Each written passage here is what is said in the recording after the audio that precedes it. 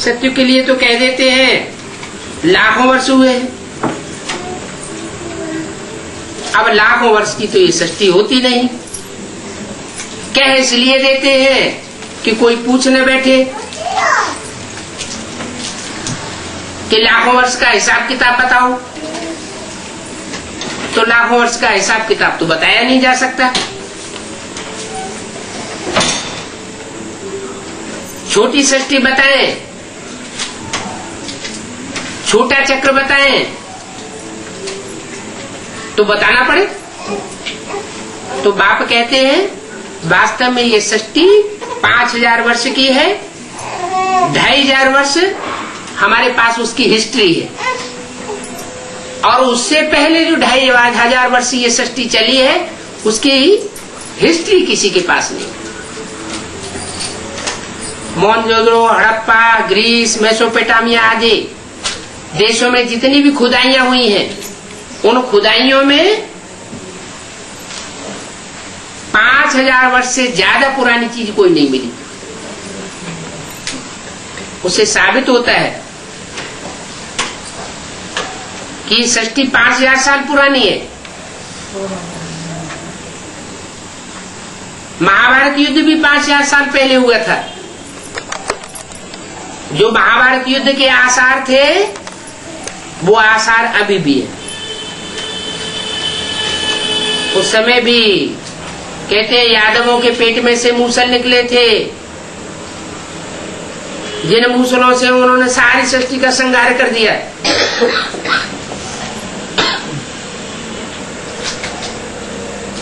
वो पेट के मूसल नहीं थे।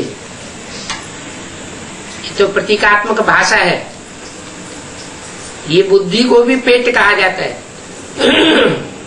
बुद्धि रूपी पेट में से ये मिसाइल से निकले थे। इन मिसाइल्स से सारी दुनिया भस्म हुई थी। अभी बाप कहते हैं फिर से वही दुनिया तैयार हो गई। अभी फिर से वही एटॉमिक एनर्जी तैयार हुई पड़ी है। 5000 वर्ष पूरे होने जा रहे हैं। ये मिसाइल्स फटेंगे, एटम बम छुटेंगे, और ये 500-700 करोड़ मनुष्यों की दुनिया खलास हो जाएगी। जो राजयोगी बचेंगे वो ध्यान में इतने तल्लीन रहेंगे कि उनकी श्वास प्रश्वास की प्रक्रिया बहुत धीमी हो जाएगी। जब श्वास ही नहीं लेंगे, इतने ध्यानमग्न हो जाएंगे कि श्वास लेने की ही बात न रहे, इंद्रियां अपना काम ही करना बंद हो कर दें, एकदम निश्चल हो जावे, तो इंद्रियों का भोग भी अनुभव नहीं होगा। एटॉमिक एनर्जी का जो विस्फोट होने का सामान है, जो वातावरण को दूषित करता है, उस प्रदूषण का असर उन राजयोगी आत्माओं के ऊपर नहीं होना है, क्योंकि उनकी श्वास प्रश्वास की प्रक्रिया धीमी हो जाएगी। और जिन्होंने नहीं सीखा है या उस पराकाष्ठा को नहीं पहुंचेंगे, उनके ऊपर उसका असर पड़ेगा। अभी जो हम सीख रहे हैं तो बहुत छोटी प्रक्रिया है, क्योंकि अभी माया का असर जास्ती होता है। मायावी दुनिया के बीच में हम रहते हैं, संग का रंग जास्ती लगता है। कहाँ मुट्ठी भर ब्राह्मण और कहाँ 500-700 करोड़ की ये प्रदूषण फैलाने वाली दुनिया। हम अपने को सुधारने की कोशिश करते हैं, दुनिया का वाइब्रेशन हमको प्रदूषित कर देता है। हमारी दृष्टि दूषित हो जाती है, हमारी वृत्ति दूषित हो जाती है।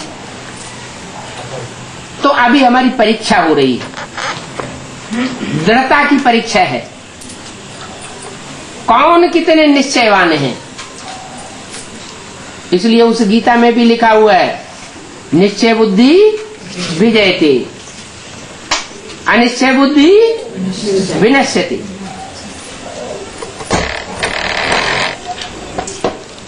तो घड़ी घड़ी जो हमारी परीक्षाएं हो रही हैं वो हमको निश्चय बुद्धि बनाने के लिए हो रही। आखिरी जब हम निश्चय बुद्धि पक्के बन जाएंगे नंबरवार पुरुषार्थ अनुसार, तो हम अपने वतन की ओर चले जाएंगे। कुछ ऐसे सर्कमस्टांसेस बनेंगे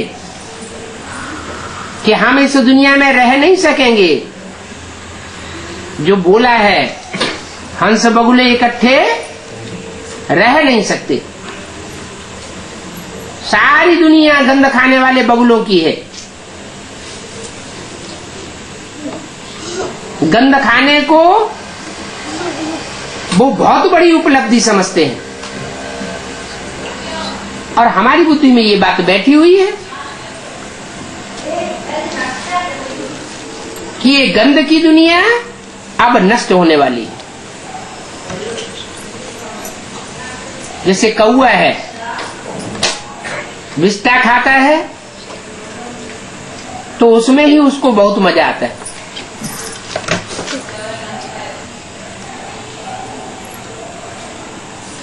नाली का कीड़ा है,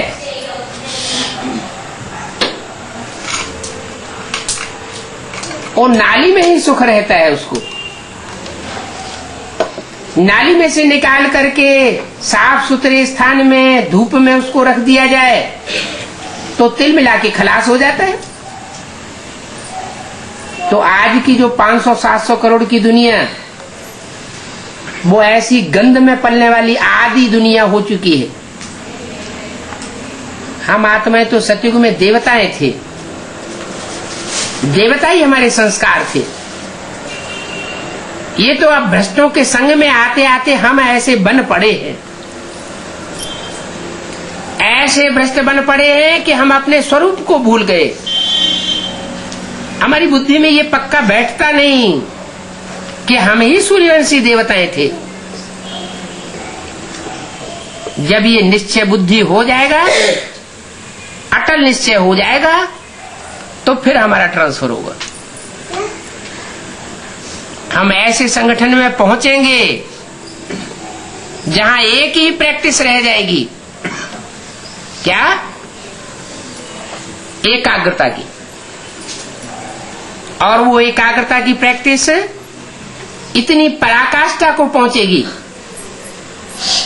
कि इंद्रियां निश्चल हो जाएंगी। जो बोला है, याद में रहने वाले के नेत्र भी एक टिक हो जाते हैं। सिर्फ नेत्रों की बात ही नहीं है, नाक, आंख, कान, हाथ, पांव, जो भी इंद्रियां हैं वो इतनी निश्चल हो जाएंगी कि वो अपना भोग लेना ही बंद कर देंगी। अभी भी कोई कोई अनुभव करते होंगे कि जिन दिनों अच्छी याद की अवस्था रहती है उन दिनों खुशी जैसी खुराक नहीं। ये अनुभव करते हैं। भूख ज्यादा नहीं लगती, प्यास ज्यादा नहीं लगती, बाहर की दुनिया का सुख लेने की इच्छा नहीं होती। अभी वो अभ्यास पक्का नहीं हुआ है। अभी इंद्रियों का सुख लेने का अभ्यास 63 जन्म का उछाल मारता रहता है। बार बार इच्छा होती है इंद्रियों का सुख भोगने की, लेकिन अभी जल्दी ही ऐसा टाइम आने वाला है नंबरवार पुरुषार्थ अनुसार, जो हर आत्मा जो सूर्यवंशी बाप के बच्चे हैं उनको ऐसा पुरुषार्थ करने की तीव्र इच्छा होगी कि हम शांति देश के वासी बने, इंद्रियां शांत हो जाएं, निश्चल हो जाएं। तो ऐसा राजयोग सिखाने के लिए बाप आया हुआ है। इसमें भाग दौड़ करने की बात नहीं है, भाषणबाजी करने की बात नहीं है। भाषणबाजी करने से कोई विश्व की बादशाही नहीं मिलने वाली है।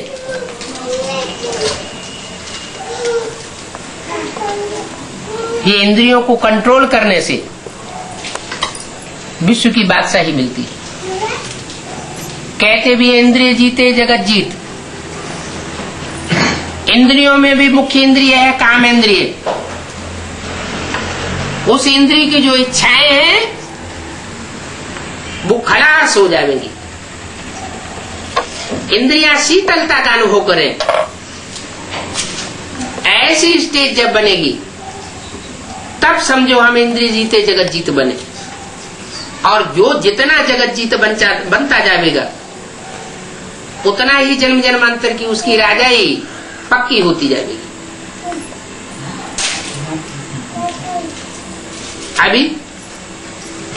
अभी की अवस्था में और जो भविष्य में अवस्था बनने वाली है उसमें जमीन आसमान का फर्क है। क्यों फर्क है? संग तारे कुसंग बोले। तो अभी हम कुसंग में पड़े हैं या सत्संग में पहुंच गए हैं?